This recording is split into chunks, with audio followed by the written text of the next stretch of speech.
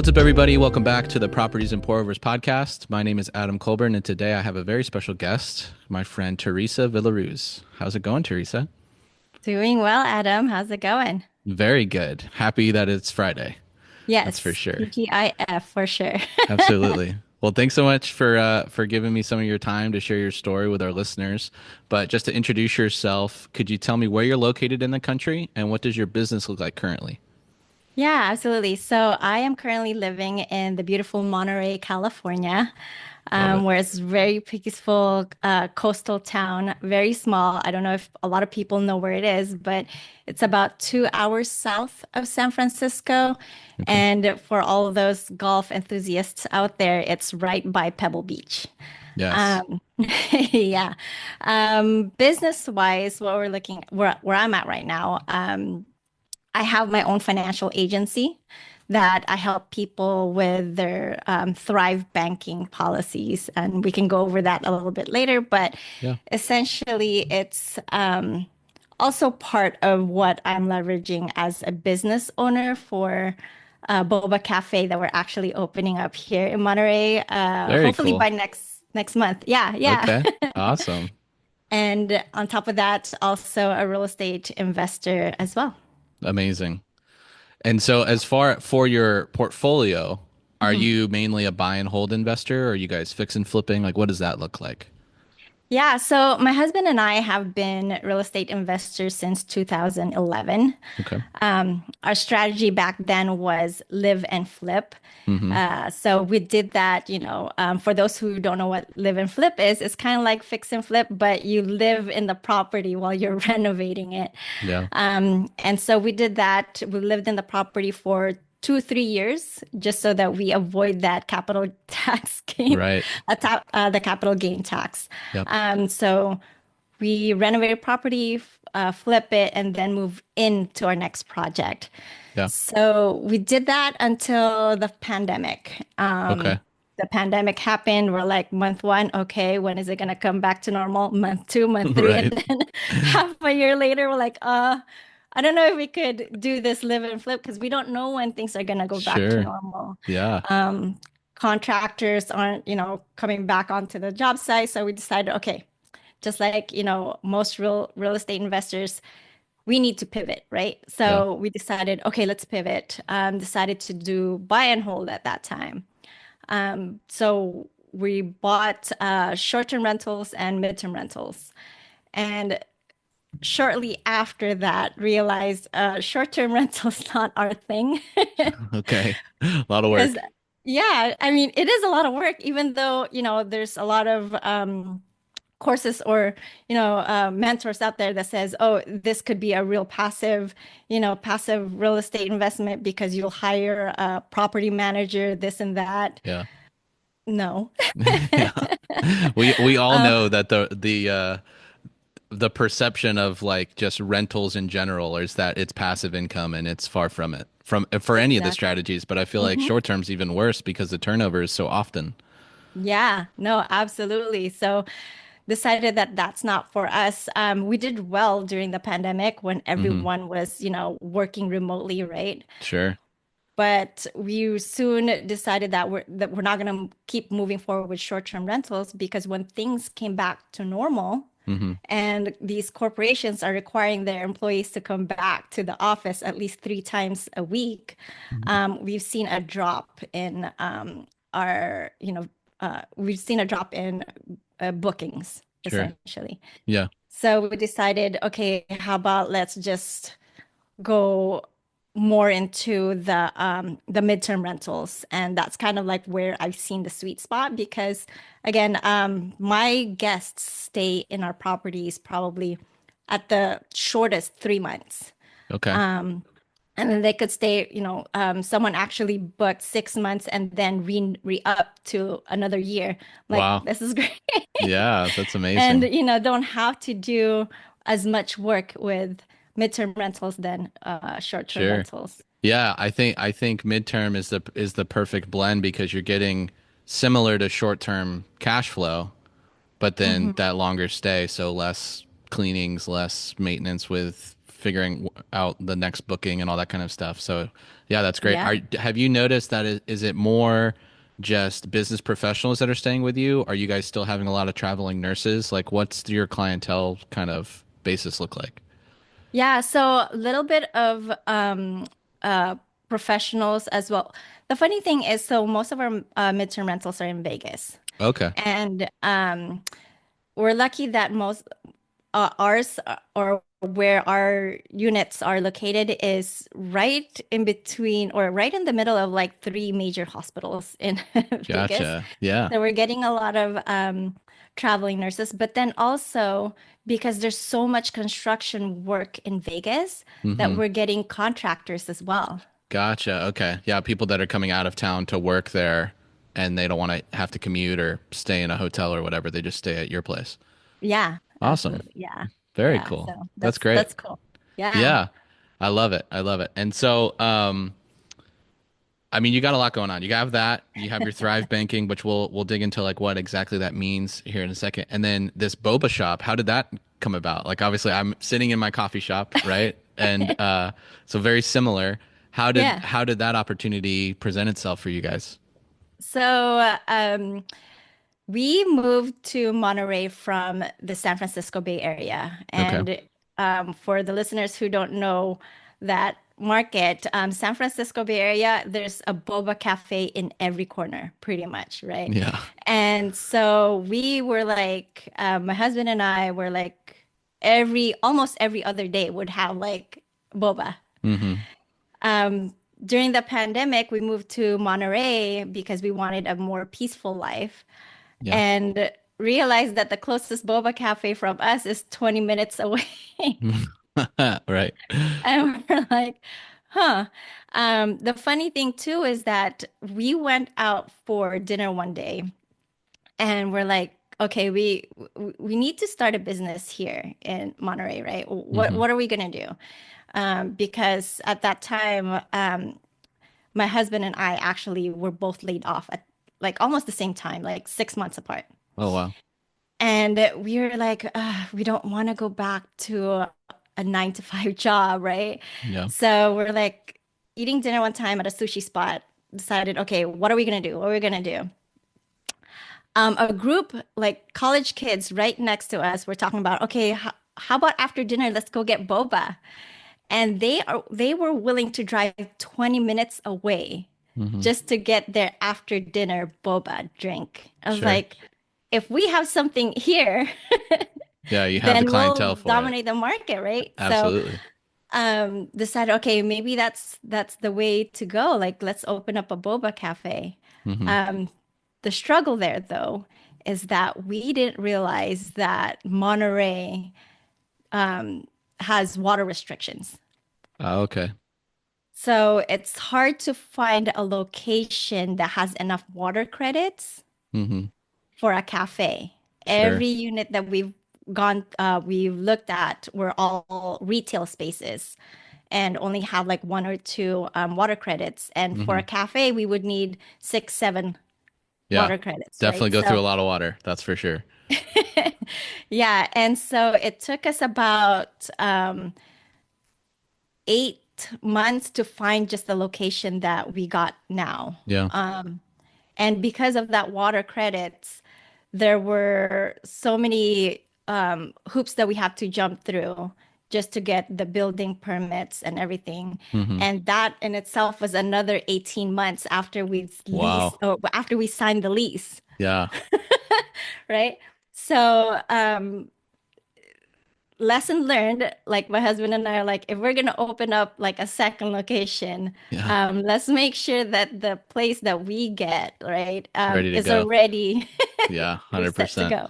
Yeah. Exactly. We had not as long as yours. Ours was more because this shop was an old like wedding boutique. Mm, And so it was a retail space. And so we had to add a grease trap. We had to add all the plumbing to do, to like run the espresso machines and all that stuff. There was a double drop ceiling that we had to remove. We jackhammered the walls to get all the stucco off so we could see the exposed brick. So there was like a lot yeah. of like heavy lift to get in here. And so it took us about a year, but Yeah. And there were some delays with water and stuff, but nowhere near 18 months. That's crazy. And at least for us, our like we know our landlord and we have a good relationship, so we weren't paying rent while we were waiting. We started rent like once we opened. Oh Um, yeah. and so yeah, that carrying cost has got to be that's got to hurt for that amount of time. When you guys, so now you guys are close to opening. Have you guys been marketing yourselves and like getting people like ready? Like, hey, we're here. Let's do the thing. Yes, absolutely. So we're doing a lot of community work. We have advertised in our daughter's school. We're also hiring college students, right? So Mm-hmm. the reason why we decided that we wanted a brick and mortar business is because we wanted to use that as kind of a way to give a hub for the community to Absolutely. gather, right? Yeah, Um, 100%. yeah, and one of the things that we want to do is, you know, help college students with, or kind of motivate them that, you don't necessarily, yes, college is a necessity so that you could essentially learn the things that you need to learn in order to be out there in the real world, right? Mm-hmm. But we wanted to also kind of show them that, you don't have to just get a job. You could have the opportunity of building your own business. And so Yeah. the reason why we're hiring local or, college students is, well, it's also to kind of like be mentors to them. Yeah. I love Yeah. that. That's awesome. Yeah, are kindred spirits in that way because that was one of the biggest reasons why I wanted to open a shop, for coffee, and that's what this place has become is kind of like the community hub where people meet, gather before they go out and do things together. We hold Hmm. real estate meetups here, which is great for my other business. Yeah. Um, and then I'm the chamber member, so I recommend joining the Chamber of Commerce. You're going to meet all your other business owners, Yes. and then that gets to bleed into your other ventures, which is awesome. So Yeah. very cool. That's exciting. Do you Thank guys you. have a set open date? We were hoping to do a soft launch late June, so Okay, next month. cool. Just in time for, folks from the OC to Yeah. come do a Yeah, we'll have to come walkthrough. check it out. That would be awesome. Yeah, amazing. I love it. Very cool. Okay, Yeah. so we talked about your real estate portfolio. You got this cool boba thing coming. So now tell me, what is Thrive Banking? I've never heard that specific term before, so and I'm sure a lot of our listeners haven't. So can you kind of lay out what that strategy looks like? Yeah, so Thrive Banking is one part of a three-part ecosystem that I'm building called the Hmm. Thrive Movement. Okay. It's part of my Mount Everest. So, for those of your guests who are not aware of what a Mount Everest is, it's essentially your 3 to 10 year goal of what are you trying to do, and what impact you want to have in this world, right? Absolutely. Um, and for me, my Mount Everest is really to help 5,000 people who are kind of stuck in a hamster wheel know that they need to do some things to build their legacy, to get out of the rat race and, reach financial independence. Yeah. And so my goal is to help 5,000 people get into financial freedom through real estate investing safely. Love it. Um, so the Thrive Banking part is part of my active income. Like I said, I'm a financial agent. I have my own agency, and what we focus on is building infinite banking policies, Okay. right? And so I'm rebranding it as Thrive Banking because Love it's it. part of my Thrive movement. So with that, for those who don't know what Thrive Banking or Infinite Banking is, it's essentially leveraging a financial tool so that you can become your own bank, right? It's a process of replicating what the banks are doing, and they're really good at doing two things. One is getting those high returns because they lend out money, so they get Hmm. anywhere from 5% to 30%, right? Right. Credit cards nowadays are like 29.95. Oh It's yeah. insane. Yeah, it is insane. That's for So sure.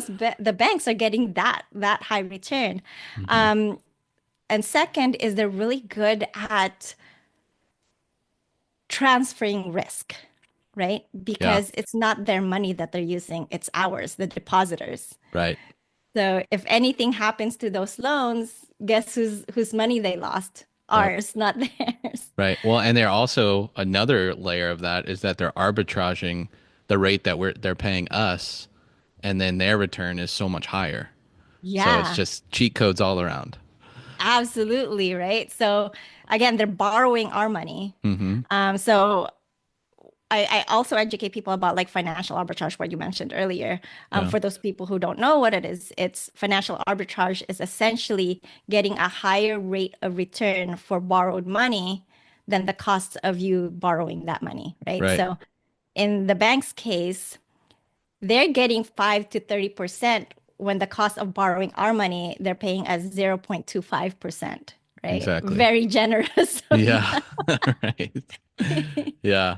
No, that's So, amazing. That's super cool. And so yeah. are you, because I've heard of infinite banking before, are you guys doing the same thing by leveraging life insurance policies to achieve these? Yes. So it is Cool. life insurance, cash value life insurance policies. Yeah. Um, so not all types of life insurance could actually work for this, Right. right? There's two umbrellas out there. First is the traditional type of policies, which only pays out if something happens to you. It only has the life insurance component to it. Mm-hmm. So whether that's, you getting too sick or God calling you home, at least your family will be financially okay, Right. right? The second umbrella is what we call cash value life insurance policies. Now, these types of policies have two components to it. Obviously, it's life insurance. So that's the first component. Anything happens to you, family's okay financially. Yep. The second component is attached to the policy, whether you use it or not. So might Mm-hmm. as well use it. And that is a high yield savings account. Yeah. Now I say it's high yield because it earns anywhere from 3.5% to 6, 7, 8%, or even higher, Mm-hmm. depending on the type of policy you get, how it's structured, how it's funded, and how your money is allocated within the policy. Yeah. So those are the two types. I would highly recommend, go with a cash value policy because that is the type of policy that you can leverage to invest in real estate, for example. Yeah, no, absolutely. And I think it's an amazing strategy because I mean it's called life insurance for a reason, right? You should be Yeah, able to use it while you're living, where in exactly. all the other avenues of life insurance, you can only use it. It's really for your family after you've gone. And so Yeah. um taking loans out against yourself and then just repaying them and correct me if I'm wrong, but these compound, right? The interest compounds on them even if the money is being used in a loan. Yes, Yeah. yes. So there's two ways for you to access the money that you have in your policy, right? Mm-hmm. One is withdrawals. So similar to like your bank account, if you have money in there, you take it out, obviously you're depleting it. Right. And by taking it as a withdrawal, you're actually depleting the amount that could be earning interest for you, Sure. right? And so that's the reason why we recommend, hey, rather than withdrawing it, why don't you just leave it there and use it as collateral Hmm. and borrow money from the life insurance company so Yeah. that that entire amount that you have in your savings will continue to earn compound interest versus depleting it and now you have less money that's earning for you. Right. Absolutely. That's awesome. And so your company can structure these loan types or not loan insurance uh, policies for our listeners if they're interested in doing this. That's what Yes. you guys are doing. You're structuring them for this specific use case. Yes, absolutely. Love Yeah. it. That's Yeah. awesome. And then another thing too is like that's just one part of the Thrive movement that we're building, right? Yeah. So once a policy is structured and you have enough equity with it in your policy Hmm. that you can access and leverage, the second part of the movement is actually an investment club that we're building. So this investment club, what I'm seeing, so I'm a Gator. Hmm. And what I'm seeing in this Gator community is that a lot of people jump in it because they think you don't need a lot of capital. Obviously, yes, you don't need a lot of capital to like invest or, lend out. Sure. But what we're seeing is that the minimum requirements for these, these deals is anywhere from $25,000 to $50,000 or even more. Right. And so these newbie gators would come in and think, well, that's actually out of my reach because I don't have that capital, right? Yeah. And so you would see a lot of them kind of fade away because they come in gung ho, ready to like, lend out like $5,000 or, Hmm. a small amount, but then get discouraged because a lot of these borrowers have this requirement of Yeah. minimum Sure. $25,000. They're capped out. Yeah. And so the goal here then is like I'm building this investment club so that you don't necessarily have to have that $25,000. Right. Let's just say that your policy has $5,000 equity and Hmm. you borrow 70% of that. Or let's just say 60% rounded out to Hmm. $3,000. Sure. You then take that $3,000, get in this investment club. Now, that $3,000 is not to pay to be in the club. That's the money that you will put in as an investment to get Hmm. into this real estate deals. Right. So $3,000 is not a lot just yet. But if we have a club that has, you know, let's just say 10 people, that's $30,000 that we can then invest in a deal that's Hmm. requiring $25,000 minimum, Sure. right? So as a unit, as a club, we then jump into that. Yeah. Um, the third portion of that movement, so again, the three-part ecosystem. The third portion is what I call the Thrive Impact projects. Okay. Now, yes, we have this club, we have this money that we can fund deals. Before we fund deals, we have requirements. Hmm. One, these projects have to be purpose driven, right? Okay. What I mean by that is that it's not all about the returns. It's not all about making money. It's about how can we make an impact in this world, Yeah. right? It has to be purpose driven. And if it's not, unfortunately, I'm sorry, even though the numbers make sense, Hmm. we probably would rather save that fund for something that would make an impact in this world. Absolutely. I love that. That's super cool because I mean, I say it all the time. It's people over profits. That's why we do this, right? Is so we can make an impact and the money that we make, we just it's a tool to go and Yes, make more impact, right? And so exactly. I love this strategy though because you're kind of double dipping and gaming the system because you're taking a loan against your policy that continues to compound. Hmm. Then you get the return from the club gets to share in that return for whatever investment vehicle they go and put that in, and then that money comes back. And so you're kind of double dipping on your returns. And then on top of that, the best part is that you're investing into something that's meaningful and has some purpose behind it. So that's Yes. incredible. I love that. That's super cool. Thank you. Thank you. Yeah. So for your policies, is there like a recommended amount or what's the minimum that somebody would start one of these insurance policies with? Yeah, I would recommend. So, I mean, it all depends on someone's, goals and, what's their budget, their goals, what are they trying to do, Sure. right? But at the bare minimum, I would say that someone should put at the very least $500 a month in a policy. Okay. The reason why I'm saying $500 a month if you're going to use this for Infinite or Thrive Banking and Yeah. be in this program, Hmm. because anything lower than $500 a month will be a super slow growth, and you probably won't have enough equity in there to jump into a program like mine Hmm. until maybe year two or year three, right? Yeah.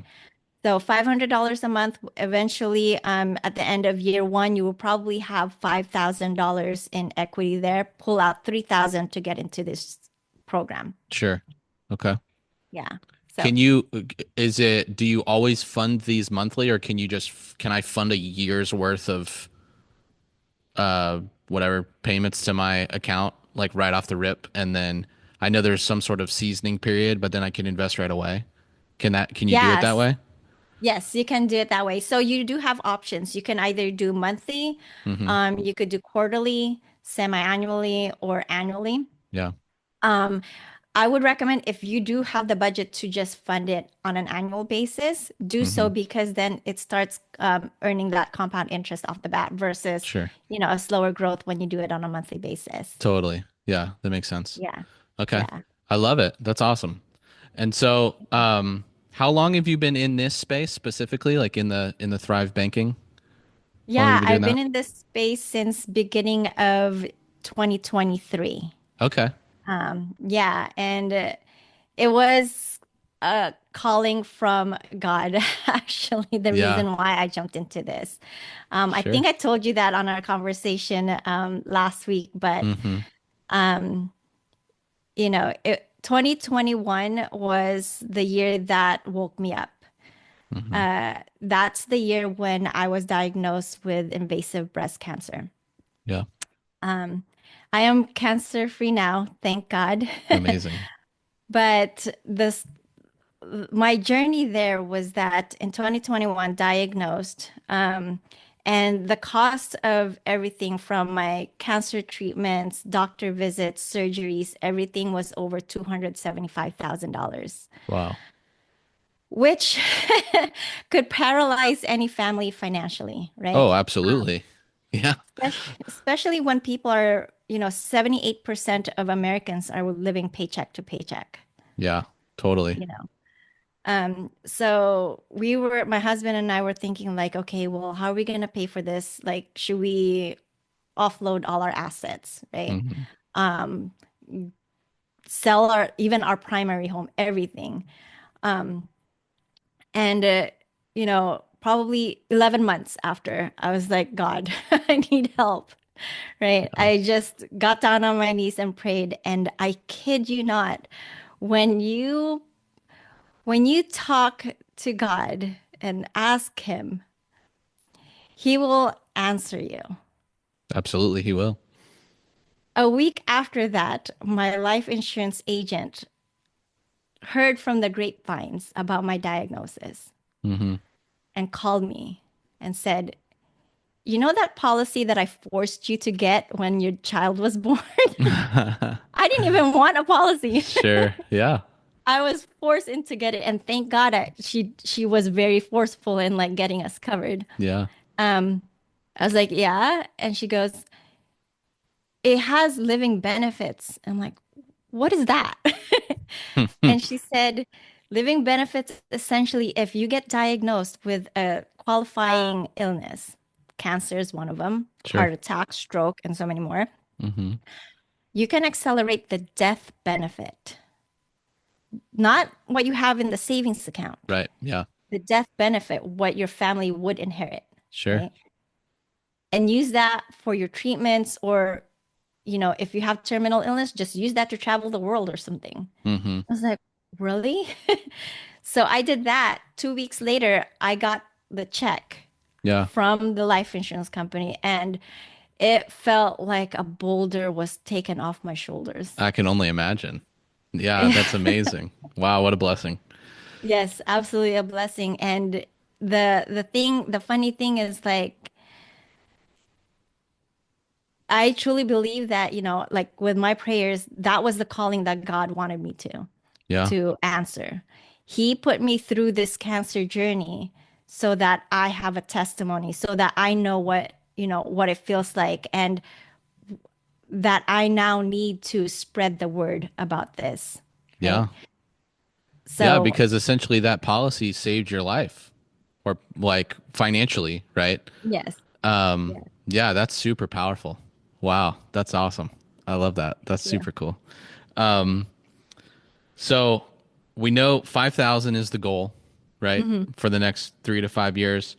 You've been doing it for a little bit, not terribly long. What does your team look like? Is this just you? Are you working with another group of like brokers, or what does that look like as far as like corporate structure in Yeah. your Thrive banking business? So in the Thrive Banking business, I have three other agents that's working with me, Okay. licensed agents who are helping cover customer or clients. And so that's what I currently have. And I am Mm-hmm. trying to, obviously, 5,000 people, it's It's a big goal. It is. 5,000 in 5 years. So that's 1,000 a year. And Sure. I can't do that alone. A team of four can't do that alone. So we're looking Right. to, get people to join our team. And it Mm-hmm. doesn't necessarily have to be they don't necessarily have to be part of our team. If there's Mm-hmm. any licensed agents out there Yeah. who have clients who might be interested in jumping into this Thrive Banking program, or not necessarily Thrive Banking, right? Mm-hmm. They could jump into the Thrive Capital, or even the Thrive. Well, they have to be part of the Thrive Capital in order to get into the Thrive Impact projects. Mm-hmm. But these people don't have to get their policies through me or my team. Sure. The goal is though that they have their policy, because that's one of the three layers of protection that we're offering in this program. Yeah. Makes sense. I love it. That's awesome. Thank So you. you've done a lot in through your career, and we didn't really even talk about your W-2 before COVID and like finding these other avenues because I feel like that's more than enough things to talk about. But so you've got your infinite banking, you've got your boba shop that's coming soon, and you have your rental portfolios. So, I mean, three very different businesses, Hmm. and one is brand new, it's about to start. But I know that none of or all of them have their own challenges, right?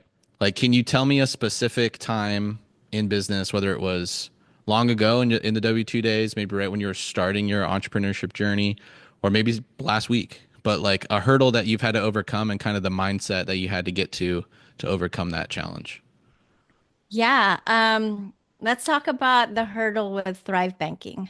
Sure. Um, so I mentioned earlier that my husband and I have been investing since 2011. Mm-hmm. So real estate has been part of our DNA for a while now. Yeah. And then God called me to get into life insurance and cover as many Americans as I can. Mm-hmm.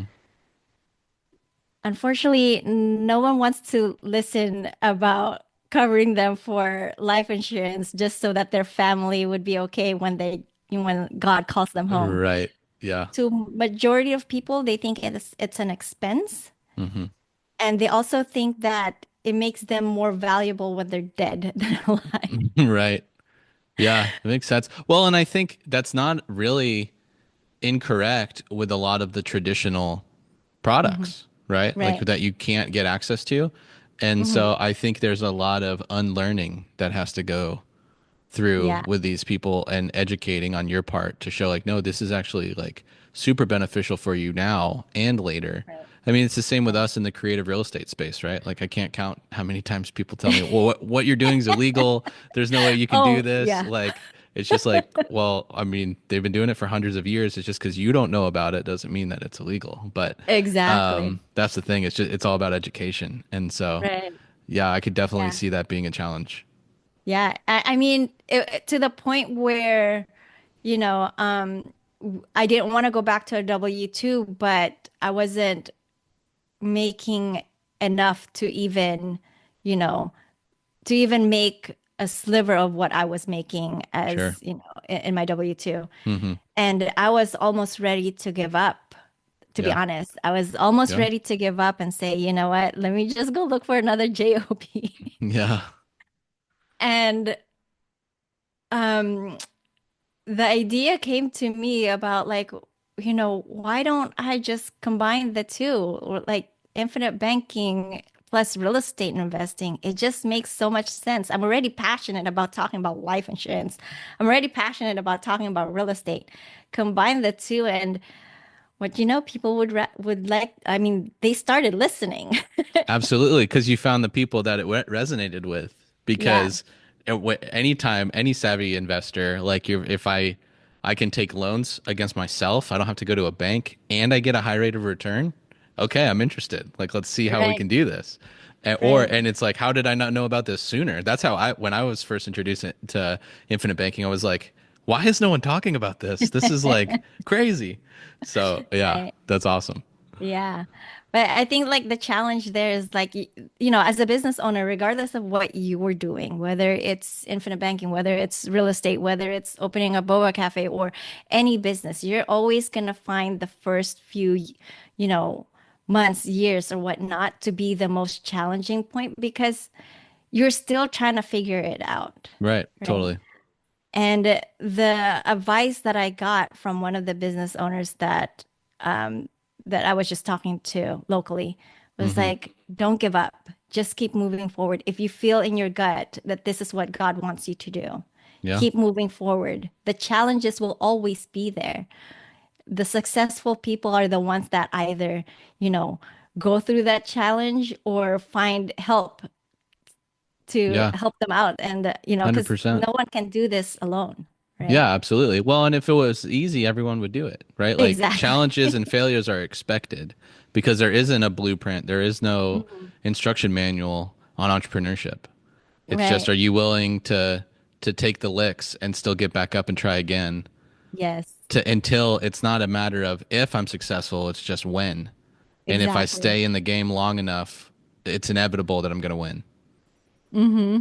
Absolutely. Yeah, Yeah. It's all mindset, I would say, right? for sure. You have to have the right mindset jumping into entrepreneurship because, you know, not everyone could, they think like entrepreneurship, okay, you quit your a 9 to 5 job because you want time freedom, but entrepreneurship is actually not a 9 to 5 job. It's an around the clock job. 100%. Yes. Yes. It's So never ending.